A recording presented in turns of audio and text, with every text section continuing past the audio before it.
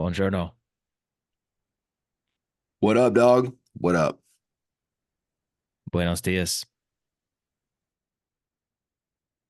Um, I'm trying to think of oh, that's pretty bad. I can't think of a good morning in another language. Italian That's all I got. and Italian, Spanish, and English. It's I tapped it. That's Yeah. why are we speaking another language? Are we doing this Yeah. podcast and we Nope. do some Spanish? Maybe. No, I would fail tremendously at that. Oh, okay, good. All right. I just wanted to sound Dude, smart we starting this podcast. no, you do. You sound brilliant. You Yeah, sound thanks. brilliant. You sound like an international man, very classy, very sophisticated, sophisticant. Huh? So good job. Thanks. Good Appreciate it. job. One of our as we jump into this, one of our dudes, so we challenged the our kinetic men, I guess it was last month was the month of not June, but the month of was it last month was Friends Month? It was May. May Yeah. was Friends Month? Yep. Yeah, so it was Friends Month, and man, it's that month is always pretty incredible because a lot of guys they realize through that course of that month, and ourselves included, you realize a couple things. One, you realize potentially you don't have friends, so you don't have a lot of friends, or it's not a lot. A lot's that's not really important. You don't have quality friendship. Um, a lot of dudes realize that. A lot of dudes realize that they how little effort they put into friendship. That it's something that actually requires active engagement. And a lot of men, particularly at our age, realize, man, I have not prioritized this thing that is truly important. That's another thing that they realize is how important friendship truly is, or how important it should be in their lives. And yeah, And they just how they haven't put it as important for quite a while. right for years and years. And it's always a more powerful month than we anticipate, and there was no exception last month. But one of the guys took a unique twist on it, and I forgot what prompted it, but in one of our conversations, I know. one of us just threw out the idea of like, hey, like other people's perspectives might be Yeah. valuable to you, and maybe get the perspective of people as you're seeking friendships, maybe get outside of a circle of comfort and uh and see what that does, see what happens. And one of the guys was like, dude, I'm gonna go like make friends. He's like, I think I remember him saying, he's like, there's probably grandmas out there that have extremely unique perspectives from a number of different places that would benefit my life. And so he like committed to going out and making friends with like older dude, an older woman. And he said it was absolutely fascinating and so life-giving to sit down at coffee with somebody who I think he sent us a picture. He's a white dude, Navy white guy. And he sat down with an older black grandpa or something, right? And he's like, man, I just I just learned so much from this older gentleman. And also he didn't necessarily say it, but I imagine he learned things from a perspective that's vastly different than his. A man who has lived his entire life from a different culture, from a different background, and from a different time. And so it got me thinking, and we also had a conversation about this month is Pride Month, and there's so much there it's a very polarizing topic. And I don't necessarily think, and I'm not here to tell anybody what they should or shouldn't think, but I don't think I don't think these things have to be as polarizing as they are. And here's what I mean by that.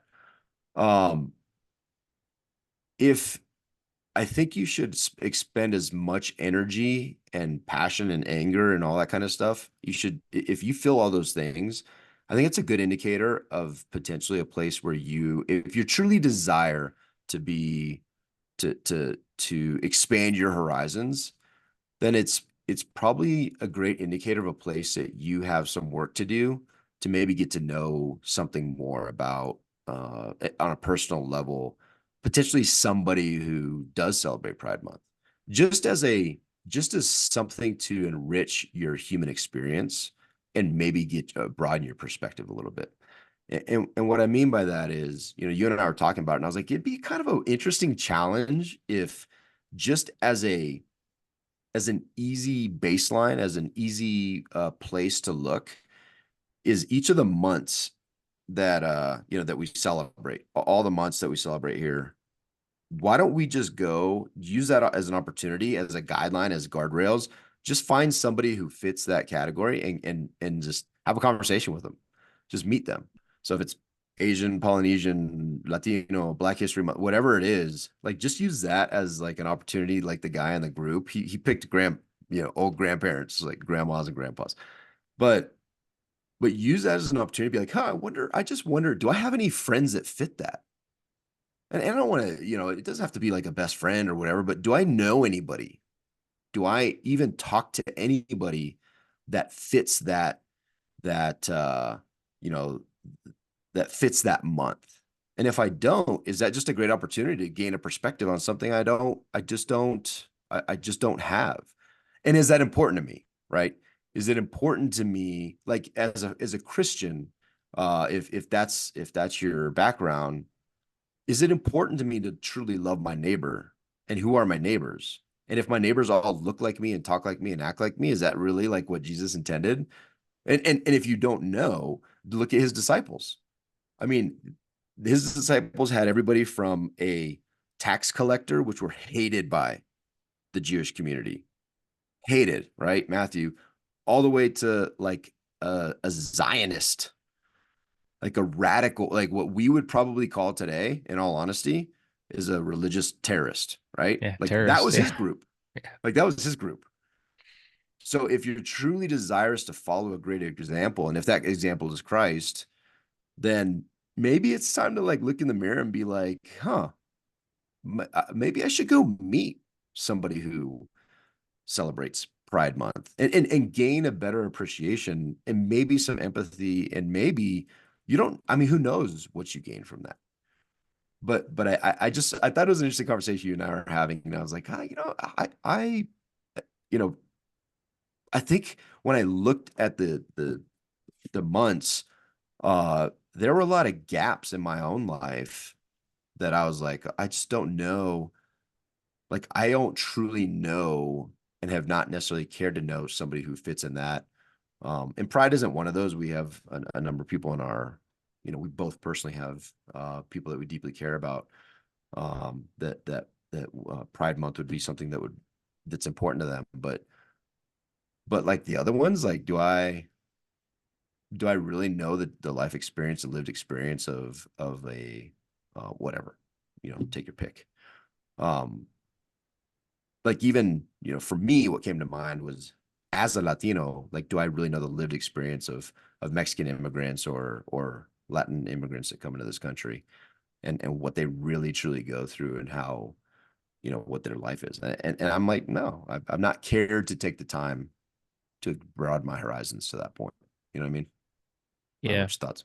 No, I think kind of back to the original discussion, um, that the question was, what would it look like if you pursued unlikely friendships, right? Like a friendship that just didn't make sense. Like to you know, the point of like, what if you had a friend who was like a grandpa that you like enjoyed hanging out with and had discussions with and met for coffee and not in the perspective of like a mentor and mentee, but just in the perspective of like just a friend, right? Like someone who just normally wouldn't be your friend. And like, what if you pursued something like that? What if you pursued, to your point, like someone who celebrated Pride Month of a different descent, of a different demographic, of a different cultural background.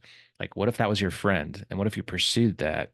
Would that give you more perspective? Would that give you more opportunity to understand and learn and be more empathetic, right? Be more understanding of the world, not from just this small myopic lens that you live in. And I think we have a really bad habit of just getting into community that that just is comfortable, that fits exactly in your little bubble, right? You know, the white Christian veteran man um, is who I hang out with. And that's for the most part who I hang out with. Um, because that's me. That's comfortable. That's easy. And it's been eye-opening for me, just thought-provoking for me to do the same. And even maybe it's just maybe start with like picking some books or listening to some podcasts or watching some movies and videos. Like maybe just gain more knowledge on perspective of other people, right? I was listening to John Mark Comer and he was doing a sermon. I can't even remember what it was about, but he had mentioned a book that was written from um, a transgender female business entrepreneur, and like it was it was a pretty eye-opening title of a book, and I can't remember it off the top of my head, but like he read it and it's 180 opposite of everything that he believes in, thinks about, but like it opened his eyes and perspective to have empathy towards that demographic and that culture. And so like, yeah, I mean, I think maybe we should do more of that. And maybe we should introduce our kids to that kind of stuff too, just to like let them have perspective and learn and see things differently from different lenses. Yeah, It's a man. good practice. Yeah, and I think, again, I mean, you make a great point on who you hang out with, and I think it's worth analyzing and really putting scrutinizing why that is, right? Like, so a great example, like I've been challenged. There's family member and some close friends. This happened a couple times, and I mean, there's multiple family members actually, and multiple friends at this point. And it's interesting to me from a very, very young age, um, this idea, and this happened again, the last couple of weeks, but this idea of a child, uh, a young child being born, and it's very, very obvious that this child is just uncomfortable with in their own skin. But like, I'm not talking about like a teenager. I'm not talking about even like, I'm talking about a young child, right?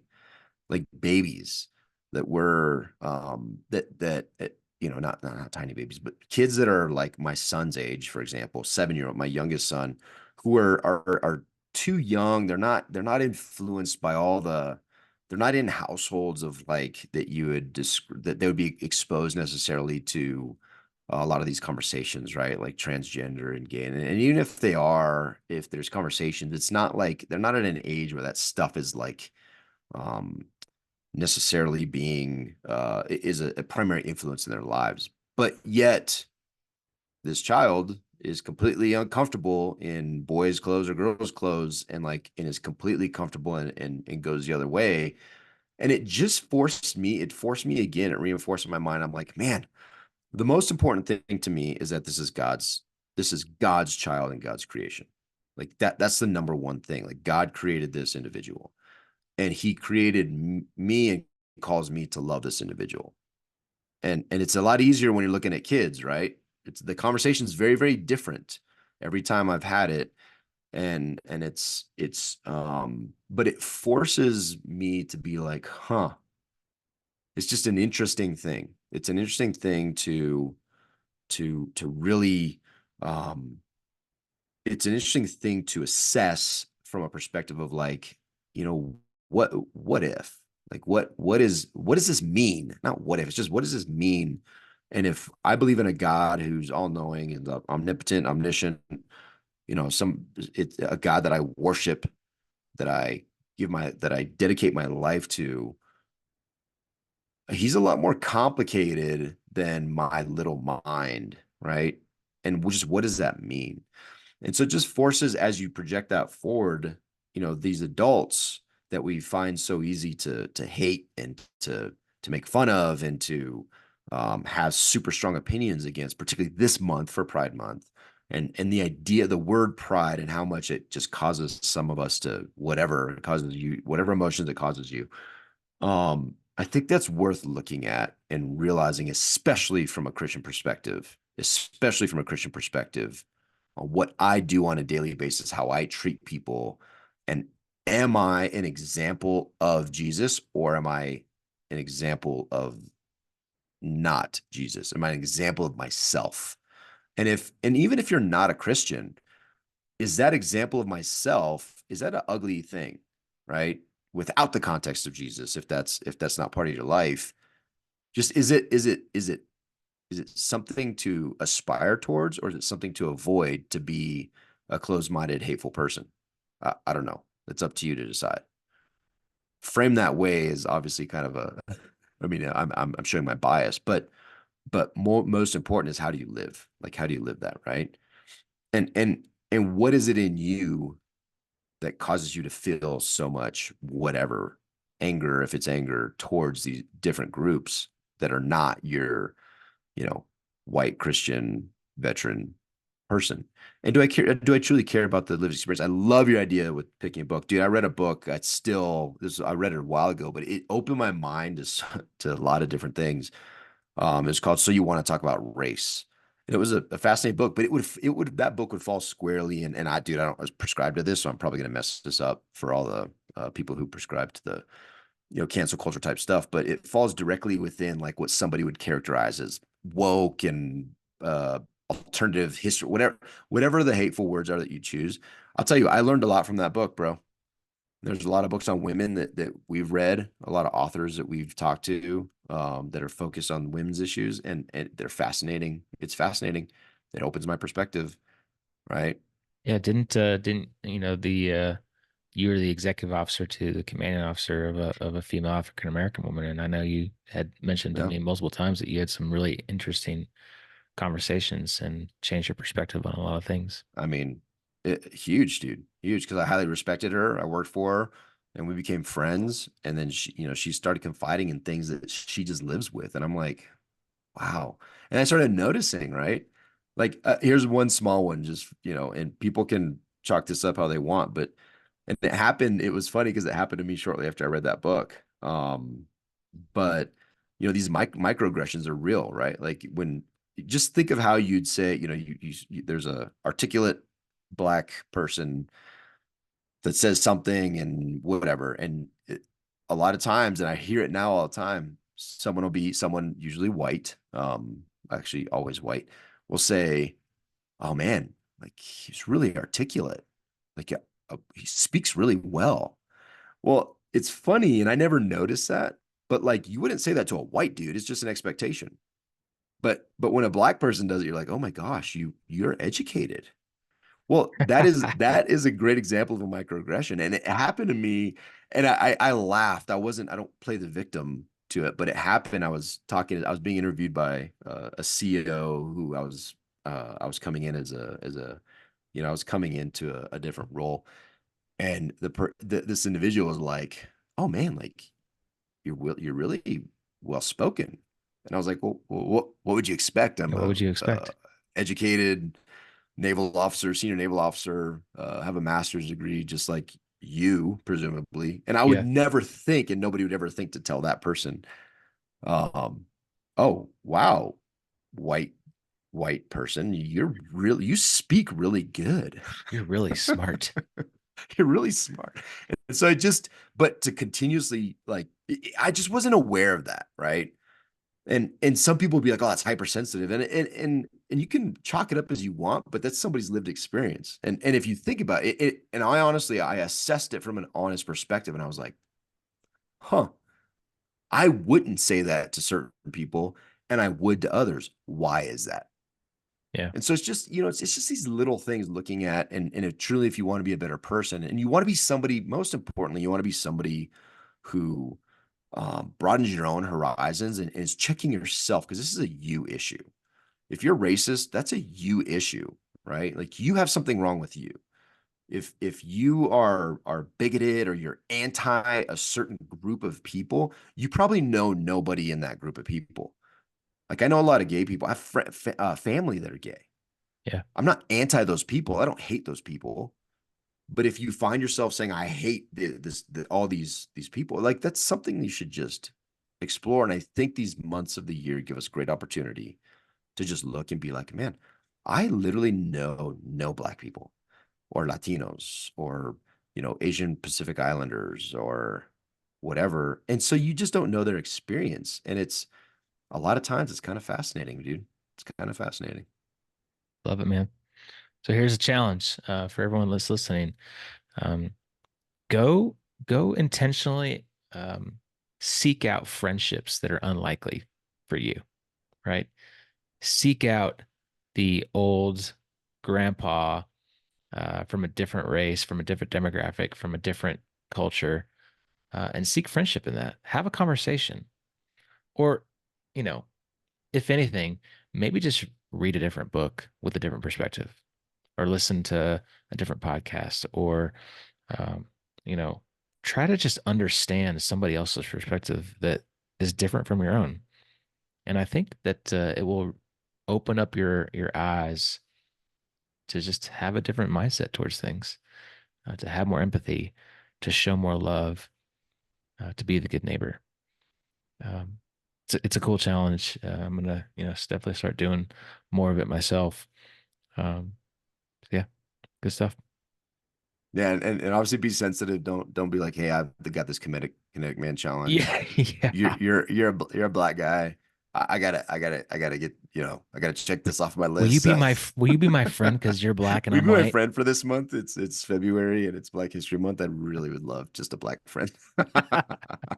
Yeah, don't do that. Yeah, no, don't do that. But just be genuinely curious. Is I think to your point, genuinely curious in the things that you select to consume. Like, and there are funny places. Like dude, I'll tell you, my eyes have been opened to a lot of issues by watching Dave Chappelle's comedy, right? Because he does not shy away from he doesn't shy away from certain topics that are pretty profound, and he's a smart dude, man. Like Yeah, him, I mean, comedy is a great place. Jon Stewart, right? Like I've learned a lot through their comedy. Again, you don't have to accept 100% of the things that people say that you embrace. And if you do accept 100% of the things that people say, there's probably a good chance that you're super ignorant anyways, right?